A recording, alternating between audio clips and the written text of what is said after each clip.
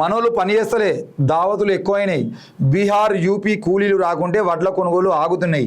గుత్తా సుఖేందర్ రెడ్డి మనోళ్ళు 40 కిలోల బస్తా కూడా మోయలేకపోతున్నారు. పొద్దంతా ఫోన్లతోనే గడుపుతున్నారు. స్కీములల్లా అనర్హులే ఎక్కువ ఉన్నారు. ఏ సర్కారు ఉన్నా ఇవే సమస్యలు. యాదాద్రి కలెక్టరేట్లో స్మార్ట్ రేషన్ కార్డుల పంపిణీలో గుత్తా సుఖేందర్ రెడ్డి మన అంటాడు. గుత్తా సుఖేందర్ రెడ్డి గారికి వయసు పెరిగింది కానీ బుద్ధి పెరుగుతలేదు. మనలో పని చేతనేది లేదా?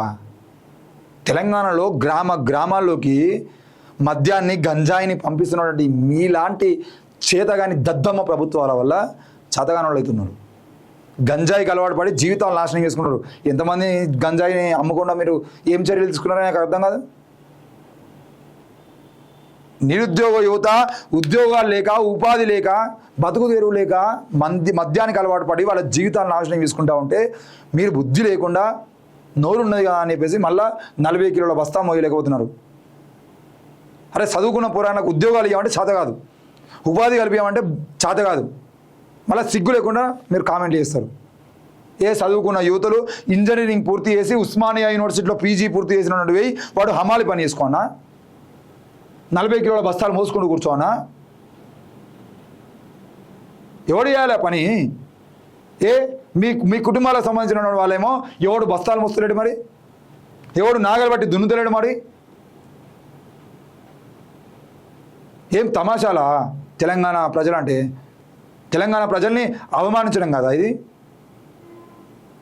బస్తాలు మోయడానికి 40 కిలోల బస్తా మోయడానికి మనోళ్ళు బీహార్ నుండి యూపీ నుండి వస్తున్నారట. బీహార్ నుండి యూపీ మరి నరేంద్ర మోడీ ఏమో దేశం అభివృద్ధి చెందిందని చెప్తా ఉంటే వాళ్ళ గుజరాత్ నుండి ఎందుకు వలస వస్తున్నాడు తెలంగాణకు?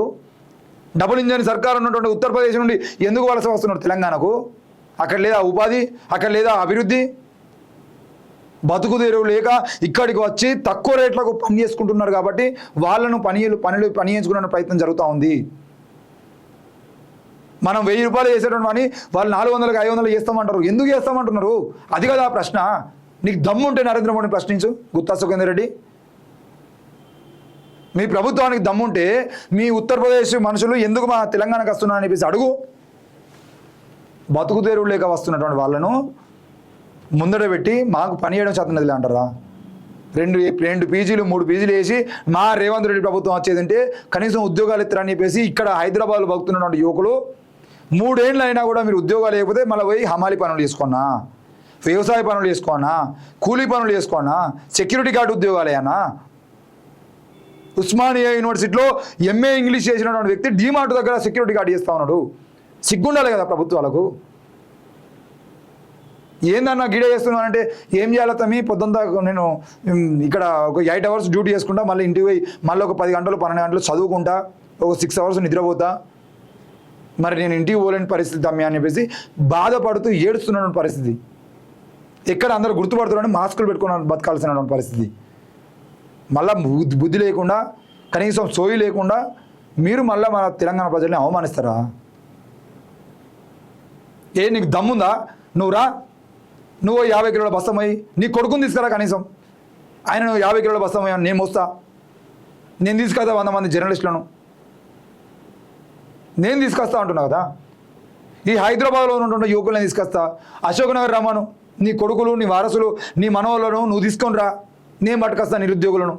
ఎవడు బస్తాలు మోస్తాడో, ఎవడు రన్నింగ్ చేస్తాడో, ఎవడు పరిగెత్తాడో, ఎవడు పని చేస్తాడో, ఎవడు ఎండ గంట సేపు నిలబడుతాడో మనం మాట్లాడుందా? ఏం తమాషాలు అవుతున్నాయా? మీకు కలెక్టర్ ఆఫీసులో ఓపెనింగ్లోకి మిమ్మల్ని పిలిచేదంటే వచ్చి మీ ఇష్టం ఉన్నట్టు మాట్లాడతాం అనుకుంటున్నారా? ఈ ఓవర్ యాక్షన్ ముచ్చట్లు బంద్ చేసుకోవాలి. ఇప్పటికే మీరు తెలంగాణ యువకుల్ని మోసం చేసింది చాలు. ఎవడు అడిగిండండి మిమ్మల్ని ఉచిత పథకాలు? దమ్ముందా మీకు? గిట్టుబాటు ధర చెల్లిస్తామని చెప్పేసి ఒక మాట చెప్పవా? మళ్ళీ గ్రామాలకు పోయి వ్యవసాయం చేసుకోవడానికి లక్షలాది మంది యువకులు రెడీగా ఉన్నారు. ఎందుకు వలసపోతారు తెలంగాణ నుండి హైదరాబాద్కు? గిట్టుబాటు ధర లేక ఎందుకు ఆత్మహత్యలు చేసుకుంటున్నారు? సిగ్గు లేకుండా మళ్ళీ నోరు ఉన్నది కదా అని చెప్పేసి ఏది పడితే అది మాట్లాడుకుంటూ తెలంగాణ ప్రజల్ని అవమానించుకుంటూ, తెలంగాణ యావత్ సమాజాన్ని అవమానించుకుంటూ, యువతకు చాదనతలే అని చెప్పేసి ఊర్లలో గంజాయి పంపించి, ఊర్లలోకి మద్యం పంపించి, ఊరూరుకు బెల్ట్ షాపులు ఓపెన్ చేసి ఆ ఊర్లో ఉన్నటువంటి జనాన్ని మద్యానికి గంజాయికి అలవాటు చేసి చేతగాని వాళ్ళుగా ప్రభుత్వాలు తయారు చేసుకుంటూ మళ్ళీ ఈరోజు మీకు చేతనదిలే కాబట్టి యూపీ నుండి బీహార్ నుండి వస్తున్నారని చెప్పేసి మాట్లాడతారా? వాళ్ళు ఎందుకు వస్తారు మరి? ఎవరు రానిస్తాను వాళ్ళని? మీకు దమ్ము అంటే గిట్టుబాటు ధర కౌలు రైతులకు మీరు రైతు బంధు పెట్టండి. మీరు ఇచ్చేటువంటి రైతు బంధు కౌలు రైతులకు ఇవ్వండి. ఎందుకు పనిచేయరో నేను చూస్తా. మీరు గిట్టుబాటు ధర రైతులు ఎంత అడుగుతున్నారో వాళ్ళు పండించేటువంటి పంటకు గిట్టుబాటు ధర ఇస్తామని చెప్పేసి ఒక ప్రకటన చేయండి. మీ కాంగ్రెస్ ప్రభుత్వానికి దమ్ముంటే, మీ బీఆర్ఎస్ ప్రభుత్వానికి దమ్ముంటే, మీ బీజేపీ ప్రభుత్వానికి దమ్ముంటే, మీకు దమ్ముంటే మీరు ప్రకటన చేయండి గిట్టుబాటు ధర అని చెప్పేసి. లక్షల మంది విద్యార్థులు యువకులు ఈ తెలంగాణ రాష్ట్రంలో హైదరాబాద్లో బతుకుతున్నటువంటి వాళ్ళందరూ గ్రామాలకు పోయి వ్యవసాయం చేసుకోవడానికి సిద్ధంగా ఉన్నారు. ఒకడేమో మిర్చి బండి పెట్టుకోమంటాడు, ఒకడేమో చేత కాదంటాడు. ఇన్ని చదువులు చదువుకొని ఇంజనీరింగ్లు చేసి మిర్చి బండ్లు పెట్టుకోవడానికా?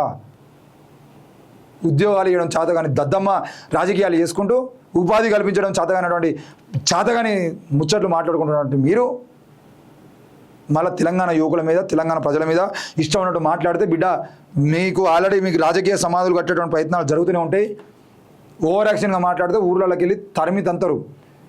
మా చాకలైలమ్మ వారసత్వం అట్లే ఉన్నాయి. చీపురు గడ్డలు రెడీగానే ఉంటాయి, రోకల బండలు రెడీగానే ఉంటాయి, కారపొడి రెడీగానే ఉంటుంది. గ్రామాల్లోకి వచ్చి ఇట్లా మాట్లాడుకుంటూ గ్రామాల్లోకి వచ్చేదంటే అవే చీపురు గడ్డలు సిద్ధంగా ఉంటాయి అనే విషయాన్ని మాత్రం మేము మళ్ళీ చెప్తా ఉన్నాం.